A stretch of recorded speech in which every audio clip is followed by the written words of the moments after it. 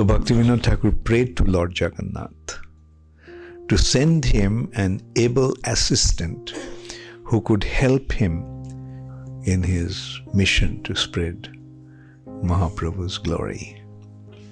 And as a result of that, Jagannath sent a very special personality, Srila Bhaktisiddhanta Saraswati Thakur.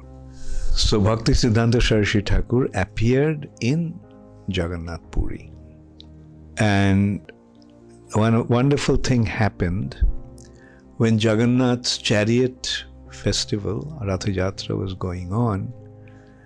Bhaktivinoda Thakur's house was on that road itself, where Jagannath's Rath cart goes from Puri temple to Gundicha temple. And when the Rath came in front of Bhaktivinoda Thakur's house, chariot stopped. It happens often.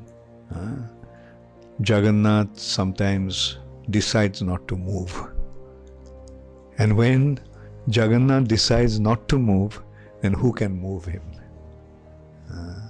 People, not only people, elephants and all kinds of things.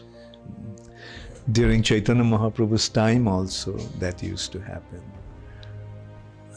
Jagannath's chariot used to stop.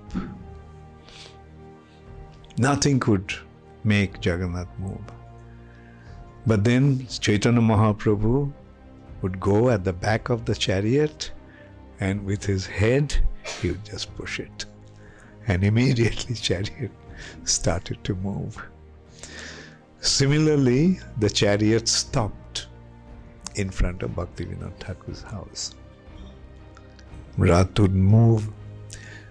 So Bhaktivinoda Thakur's wife, Bhagavati Devi, she thought it's an opportunity to go and have the blessings of Lord Jagannath to the child. So she took the little child and took him to Lord Jagannath's chariot and placed him at Jagannath's lotus feet. Then what happened? Jagannath's garland fell on the child, indicating that he is the chosen one, that he sent. So that's how remarkable Bhaktisiddhanta Saraswati Thakur was right from his birth.